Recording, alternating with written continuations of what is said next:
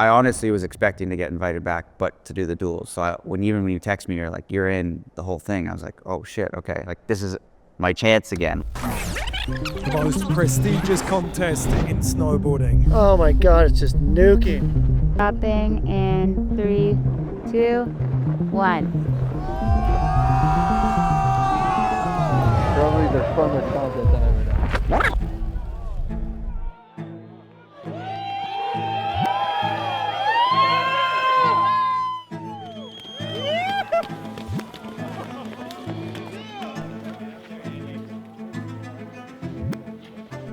Hey, where are you going?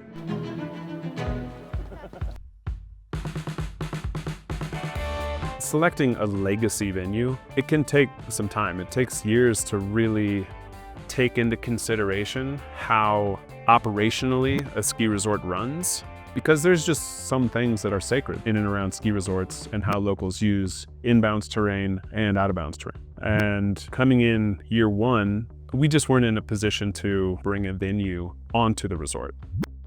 This past season, we had essentially 2 years of looking around and trying to understand where a venue would be most appropriate. And frankly, the powers that be at Revelstoke Mountain Resort valued the idea of putting a legacy freeriding venue just outside of inbounds terrain, something that will be there for the next 5, 10, 20 years. It's a badass venue. It's really steep, very kind of critical technical riding. And just an amazing venue, just really nasty. A lot of dead poles like this. So most of what we're doing is just cleaning it up. Just walking down it's scary, so I think that's a pretty good sign. This zone, I think, was sort of the culmination of years worth of work in Jackson and Baldface and DUELS and all these different places where we had built things in the summer, built things in the winter to create a venue that offered something for everybody. We've had a lot of different types of venues over the years, and this one's kind of more like a dogfight. It's short and sweet and action-packed. Every jump, if there's a takeoff, you know there's a landing. Even though there's no practice and no rehearsal, you trust the people who built it so that you can do it with confidence. It's pretty rad. It's definitely opened up a bunch since we saw it last winter, and it'll be cool to see the snow starting to stack. As with every event, we're watching conditions from the beginning of the season. We were there in December for a shoot. We were there in January for a site visit. Both of those, the general vibe was that we were behind seasonal milestones as far as like where we would want to be for snowpack. And then there was a really significant warm up and a lot of shedding.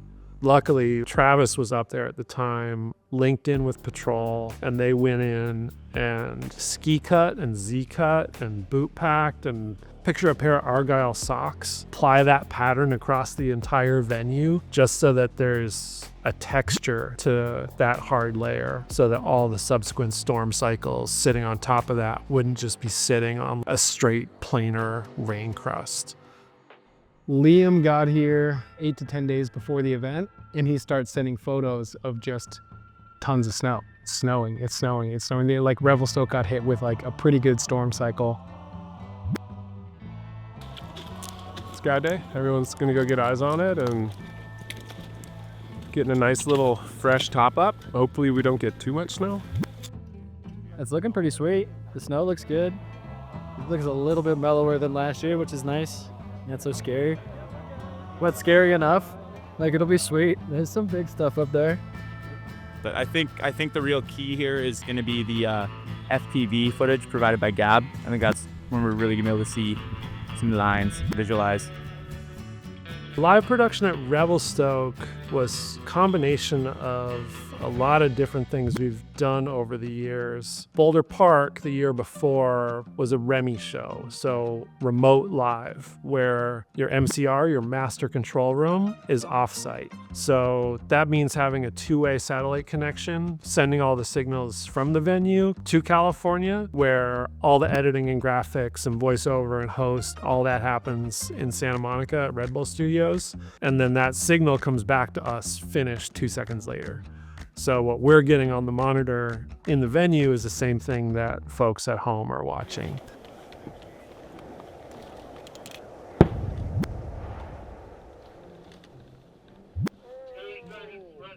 So we got up to the course, and the Revelstoke Ski Patrol, who have been mitigating the avalanche hazards on this slope for the entire winter, we're like, hey, we kind of want to ski cut some stuff and throw some avalanche bombs to see if anything slides. Earlier in the morning, one of the ski patrollers had ski cut the east face, and almost the entire center of the east face completely slid out.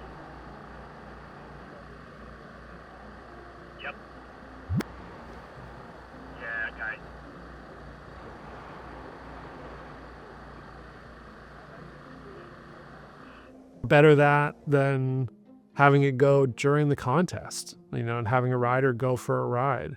The fact that it went during control as scheduled the morning of the event, that means we did our work right. Processes that you have in place, established SOPs for safety. You got to have those things, you got to do those things, and getting the result that you expect, like, all right, we ski cut it and it went. That's a win. It's pretty quiet. I wouldn't say people were really that chatty at that point. I think a lot of people were like walking up the cat road last minute. You could tell quite a few folks maybe hadn't looked at the other side of the venue. For me, I was kind of like, shit. Because I was planning on riding the west face anyways, since now everyone was getting filtered to the west face. And I kind of had this like, ooh, that's gonna be pretty shoot up. East is out, at least for me. I was like, didn't even think to go over there after I saw the slide.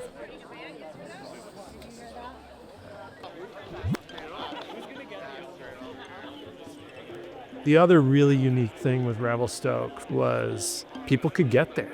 People could watch. And even though we didn't actively promote, like, hey, come out here and watch this thing, people made the trek. And that added something to the vibe that we've never really had before. One of the beauties of this Selector venue in Montana Bowl is that it is a stadium. Every athlete really appreciated that component of like the energy that comes from a group of people sharing very vocally their enthusiasm. It felt rad, like you'd come in, they could see that you ended a run, and they were hooting and hollering, and then it kind of fires you up like, yeah, like I fully was like, so stoked. I was like, okay, if the crowd is motivated like this, I can go hard. This is the Yeti Natural Selection live from Revelstoke Mountain Resort. Backside set. Balls dancing. Mark Morris, X Games Slope Gold Medalist 2023. Double wildcat. Oh my God! Wow!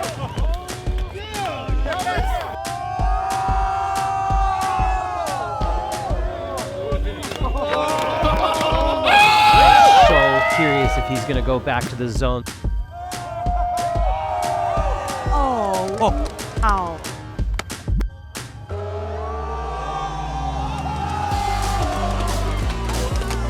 Mikey Cicerelli, a force to be reckoned with.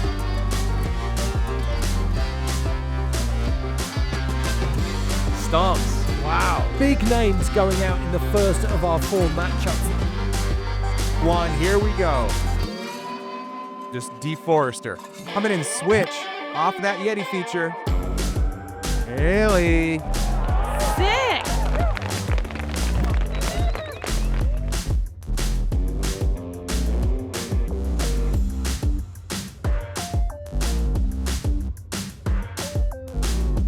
There's that freestyle from Jamie.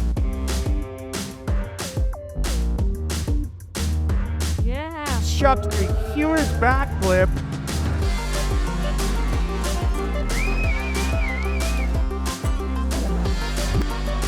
Nice, Hada. That was so sick. The point leader and latest recipient of a brand new Turbo Skidoo, Haley Langland.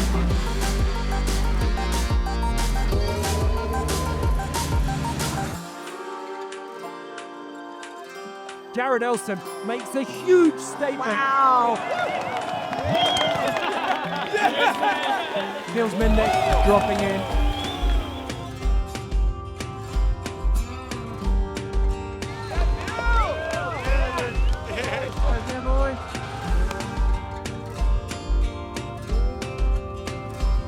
Oh, spicy. What? Straight off the nose. Gigantic drop there from Georgia. Here we go. Oh yeah, going big, keeping his speed. Hold it. That was a really cool line.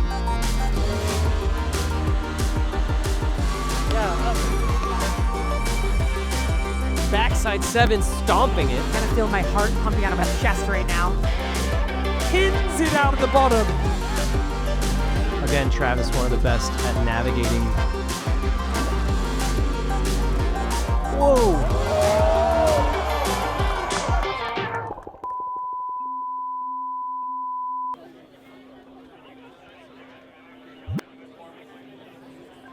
The contest day is moving along until it stops. We've got, I think, 1 run left. So like 8 runs of that men's heat. And the satellite goes down. Even being kind of off of the backside of a ski area, in winter, when you have feet of snow, blizzard conditions, high winds, alpine elevations, throwing a live event, it's kind of crazy. And naturally, Murphy's Law, you know, if something can go wrong, it will go wrong. And, you know, we lost our satellite feed. It was such a nice day that it wasn't too big of a deal, I think, for riders. However, everyone on production was tripping.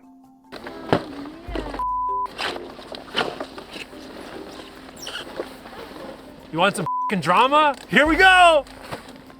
We're getting pretty behind schedule at this point, and we've got plenty of daylight, but you know, we're 7/8 of the way into this broadcast, and we really need to get it finished. So if we can get the finish cam up and the heavy drone up, we can run this.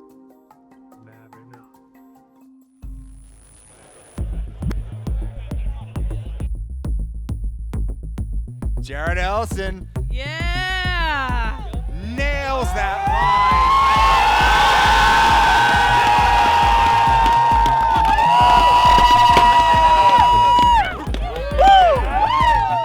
line. Huge laid out backflip. Nice. Nice tail gap. Whoa, that was stomp. Wow. Switchback 7. Cab 5. Wow, Nils, absolutely gigantic.